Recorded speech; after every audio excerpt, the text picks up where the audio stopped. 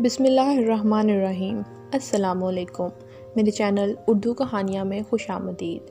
آج میں آپ کے لیے ایک سچی اور سبق آموز کہانی لے کر حاضر ہوئی ہوں۔ اگر آپ کو میری کہانی پسند آتی ہے تو لائک اور شیئر ضرور کریں، اور آپ میرے چینل پر نئے ہیں تو چینل کو سبسکرائب کر کے گھنٹی کا بٹن ضرور دبائیں۔ تو چلیں کہانی کی طرف آتے ہیں۔ ہمارے گاؤں سے شہر 8 کلومیٹر دور تھا۔ اچھی ڈگری ہونے کے باوجود نوکری بھی ہم سے کوسوں دور تھی۔ مجبوراً دوسرے گاؤں والوں کی طرح میں بھی شہر والی فیکٹری میں مزدوری کرتا تھا، لیکن ہماری شفٹ رات کو شروع ہوتی تھی، اس لیے سر شام ہی میں گاؤں سے نکل جاتا۔ کبھی کبھار مجھے دیر بھی ہو جاتی تھی، اس کی وجہ پبلک ٹرانسپورٹ کا نہ ہونا اور خطرناک جنگل تھی، لیکن پیٹ کی آگ بجھانے کے لیے ہم غریب مزدور کسی جنگلی جانور یا ڈاکوؤں کی پرواہ کیے بغیر بلا ناغہ فیکٹری میں حاضری دیتے تھے، جس سے گھر کا چولہا چلتا تھا۔ فیملی کے افراد تو ماشاءاللہ کثرت سے تھے، لیکن کمانے کی ذمہ داری صرف میرے کندھوں پر تھی۔ بھائی بہنوں کی تو فوج تھی، اوپر سے ماں باپ کے بڑھاپے کا سہارا بھی میں ہی تھا۔ گریجویشن کے بعد تعلیمی سلسلہ رک گیا اور مزدوری کا سلسلہ چل پڑا۔ نوکری کے پیچھے کافی وقت ضائع کیا۔ پتہ نہیں سرکار اخبار میں نوکری کے اشتہار کیوں دیتی ہے۔ مجھے تو اخباری نوکری تلاش کرنے میں شدید ناکامی کا سامنا کرنا پڑا، اور آخرکار تھک ہار کے شہر کی فیکٹری میں ڈیلی ویجز پر مزدوری مل گئی۔ اس طرح وقتی طور پر میری زندگی سے بے روزگاری کا بھوت فی الحال ٹل گیا۔ 8 کلومیٹر کا طویل سفر پیدل ہی کاٹتا تھا۔ ویسے تو جنگل میں بے ضرر قسم کے جنگلی جانور پھرتے رہتے، لیکن رات کے سناٹے میں بڑے سے بڑا پہلوان بھی یہاں سفر کرنے سے کتراتا تھا۔ میری شفٹ رات 8 سے صبح 8 تک چلتی تھی۔ کبھی کبھار بجلی کی لوڈ شیڈنگ کی وجہ سے آدھی رات کو ہی چھٹی مل جاتی۔ میں کبھی شہر میں کسی دوست کے یہاں ٹھہرتا اور کبھی کبھار اپنے گھر کی راہ لیتا تھا۔ میں بھی انسان ہوں، ڈر تو لگتا تھا، لیکن ہماری زندگی میں ڈر کر گھر میں بیٹھ جانا ناممکن تھا۔ میں آیت الکرسی کا ورد کرتے ہوئے جنگل سے گزر جاتا۔ جنگل سے ہر سو جنگلی بھیڑیوں کی خطرناک آوازیں آتی تھیں۔ موٹر سائیکل یا سائیکل خریدنے کا بجٹ بھی میں افورڈ نہیں کر سکتا تھا، لہٰذا خاموشی سے دہاڑی لگا رہا تھا۔ آج تو سارے شہر میں لال جھنڈے نظر آ رہے تھے۔ ارے ہاں، آج تو ہمارا دن منایا جا رہا تھا، جسے لوگ مزدور ڈے کہتے ہیں۔ ایک بہت بڑے جلسے میں درباری قسم کے مزدور ایک سیاست دان صاحب کو گھیرے میں لیے نعرے بازی کر رہے تھے، اور وہ موصوف ڈائز پر بڑے جوش سے تقریر فرما رہے تھے۔ میں کندھے اچکاتے ہوئے فیکٹری کی طرف چل پڑا۔ سچ تو یہ ہے کہ آج کے دن بھی ہم مزدوروں کو کوئی چھٹی نہیں، تو پھر یہ دکھاوا کس لیے؟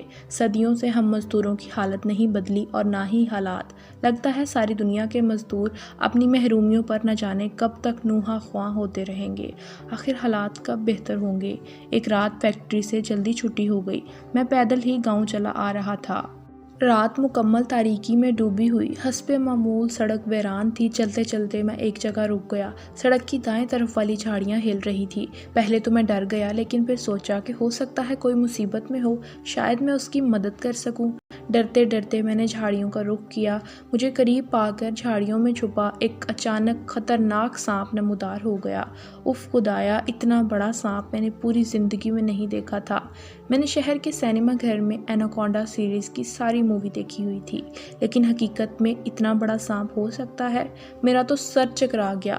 وہ غصے سے زبان باہر نکال کر مجھے اپنا نوالا بنانے کے لیے میری طرف تیزی سے لپکا۔ پہلے تو میں بے لگام گھوڑے کی طرح وہاں سے بھاگ نکلا۔ کافی دیر تک وہ میرا پیچھا کرتا رہا، لیکن پھر گاؤں کی حدود شروع ہوتے ہی وہ سانپ غائب ہو گیا۔ میں بار بار پیچھے مڑ کر دیکھ رہا تھا، اب وہاں کوئی نہیں تھا۔ تب میری سانسیں بحال ہوئیں۔ خوف کے مارے خاموشی سے آ کر میں بستر پر گرا اور باقی رات اس سانپ کے بارے میں سوچتے ہوئے گزار دی۔ میرا بی پی کافی بڑھا ہوا تھا۔ گاؤں کے حکیم صاحب نے مجھے دوائی دی، آرام کرنے کو کہا، لیکن ہماری قسمت میں آرام کہاں تھا۔ میں نے رات والی بات سب سے چھپائی کہ کوئی میرا مذاق نہ اڑائے۔ پیش امام صاحب سے ڈر کا تعویذ بھی لیا۔ پورا دن آرام کیا، شام کو پھر سے کام پر چل نکلا۔ پہلے تو اتنا ڈر نہیں لگتا تھا، لیکن رات اپنی آنکھوں سے اس بلا کو دیکھا تھا، اس لیے میں پہلے سے زیادہ محتاط ہو گیا تھا۔ ہتھیار تو میرے پاس نہیں تھا، البتہ ایک عدد مضبوط ڈنڈا ضرور اٹھا لیا تھا۔ آج جنگل کافی پرسکون تھا۔ میں خاموشی سے وہاں سے گزر گیا۔ رمضان کی آمد تھی۔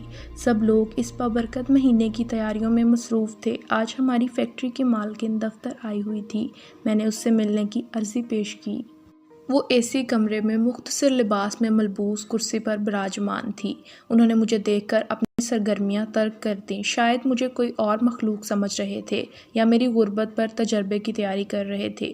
فیکٹری کی مالکن نے پہلے تو میری جوتیوں پر نظر ڈالی اور اس کی مغرورانہ نظر میرے کپڑوں سے ہوتی ہوئی اس کے سامنے پڑے بڑے سے ٹچ موبائل پر پڑی۔ شاید کوئی کال آ رہی تھی۔ اس نے گھنٹہ بھر وہ کال اٹینڈ کی۔ وہ سامنے والے سے زیادہ تر انگریزی میں بات کر رہی تھی۔ شاید مجھے ان پڑھ سمجھ رہی تھی، لیکن میں تو گریجویٹ تھا۔ وہ کسی امیر زادے سے ڈنر کے بارے میں بات کر رہی تھی اور مینیو فکس نہیں ہو رہا تھا۔ میں گھنٹہ بھر کھڑے کھڑے پک گیا۔ کیسے بد تہذیب لوگ تھے۔ آخر میں اس نے کال کاٹ دی۔ محترم XYZ، آپ ہم سے کیوں ملنا چاہ رہے ہیں؟ سوری میم، میرا نام عزیز خان ہے۔ اور اس نے میری بات کو درمیان میں ہی کاٹ دیا اور اکڑ کر بولی، سنو مسٹر، میرے پاس ٹائم نہیں، کام کی بات کرو۔ وہی تو کر رہا تھا، لیکن شاید وہ مجھے مستور ہونے کا احساس دلا رہی تھی اور خود کو مالکن۔ میم، کل سے رمضان شروع ہو رہا ہے اور یہ مہینہ بڑا بابرکت ہے۔ میں دن میں روزے اور رات کو عبادت کرتا ہوں۔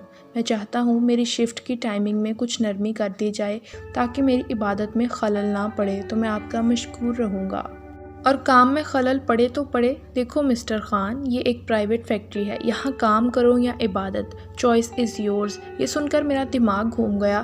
یہ کیسی تہذیب پروان چڑھ رہی ہے؟ دنیا دین سے آری یہ سرمایہ دار ایک اسلامی ملک کی شہری ہیں اور مجھ سے یہ سلوک ایک سوالیہ نشان تھا۔ ویسے ہمارے گاؤں اور فیکٹری کے درمیان اچھا خاصا فاصلہ تھا اور میرے ذہن میں رہتا تھا کہ جسے اللہ رکھے اسے کون چکھے۔ میں بلا ڈر خوف روزانہ فیکٹری سے کام نمٹانے کے بعد گھر آ جایا کرتا۔ وہ دوسری یا تیسری رات تھی جو میں اپنی ڈیوٹی سے فارغ ہو کر آ رہا تھا کہ میری نظر راستے سے ہٹ کر پڑی تو میں نے محسوس کیا کہ کوئی بزرگ ہیں جو بیٹھے ہیں۔ اور ویسے میں روزانہ رات کو یہ ضرور محسوس کرتا تھا کہ ایک مخصوص جگہ پر کوئی بیٹھا ہوتا ہے۔ خیر، میں مخصوص جگہ پر پہنچا تو آواز سنائی دی، عزیز بیٹا ذرا ادھر آنا، ایک صاحب کی مدد کرنی ہے۔ اپنا نام سن کر میں چونک پڑا کہ اس اندھیری اور ملی جلی چاندنی رات میں کیا کوئی میرا نام جاننے والا ہے جو کہ میرا نام لے کر پکار رہا ہے۔ میں جلدی جلدی مطلوبہ جگہ پر پہنچ گیا تو دیکھا کہ وہاں ایک کار کھڑی ہے اور اس کے قریب ایک امیر کبیر شخص اور پاس ہی ایک بزرگ کھڑے ہیں۔ بزرگ کی نظر مجھ پر پڑی تو بزرگ بولے، عزیز بیٹا، سیٹھ صاحب کی گاڑی رک گئی ہے، تمہاری مدد کی ضرورت ہے، آؤ ذرا دھکا لگا کر دیکھتے ہیں کہ شاید یہ سٹارٹ ہو جائے۔ اور پھر ہم تینوں نے مل کر جب گاڑی کو دھکا لگایا تو فوراً سٹارٹ ہو گئی۔ تو گاڑی والے صاحب بزرگ سے بولے، محترم بزرگ، آپ کا بہت شکریہ میری مدد کرنے کا۔ یہ سن کر بزرگ بولے، سیٹھ صاحب، کر بھلا تو ہو بھلا، کرو مہربانی تم اہل زمین پر اور خدا مہربان ہوگا عرش بری پر۔ آپ جائیں اور ضرورت مندوں کا خیال رکھا کریں۔ اس کے بعد کار والے صاحب نے بزرگ اور مجھ سے سلام کیا، شکریہ ادا کیا اور گاڑی میں بیٹھ کر چلے گئے۔ اس کے بعد بزرگ مجھ سے مخاطب ہوئے، عزیز بیٹا، بڑے لوگ اکثر اپنی ضرورتوں کو مد نظر رکھتے ہیں، لیکن یہ صاحب ایسے نہیں لگتے، ان کے دل میں غریبوں کے لیے نرم گوشہ ہے۔ خیر، اب تم بھی جاؤ، اللہ بھلا کرے گا۔ اور میں نے بزرگ سے سلام کیا، واپسی کے لیے قدم اٹھانے لگا کہ پھر اچانک میرے دل میں آیا کہ بزرگ سے معلوم تو کروں کیا انہوں نے بھی کہیں جانا ہے تو میں انہیں ان کی جگہ تک چھوڑ آؤں۔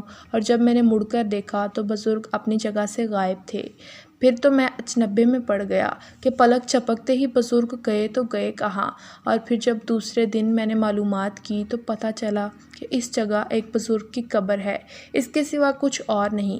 لوگوں کا کہنا تھا کہ یہ قبر جن صاحب کی ہے، وہ اپنے وقت کے بہت پہنچے ہوئے تھے اور اب اندھیری رات میں ضرورت مندوں کی ضرورت پوری کرتے ہیں۔ خیر، کسی ورکر نے میری بات فیکٹری کے مالک جو اس لڑکی کا باپ تھا اس تک پہنچا دی۔ اس بھلے انسان نے دوسرے ہی دن مجھے اپنے دفتر میں بلایا۔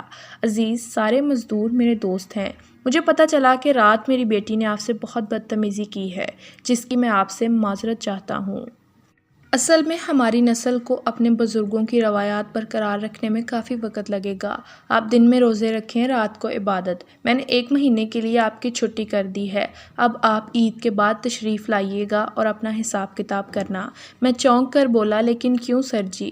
میں سمجھا شاید عید کے بعد وہ مجھے فیکٹری سے نکال دیں گے، لیکن وہ ہنس کر بولے، ارے میاں مجھے پتہ ہے آپ گریجویٹ ہیں، اس لیے عید کے بعد آپ لیبر نہیں بلکہ فیکٹری کے مینیجر کے طور پر کام کریں گے۔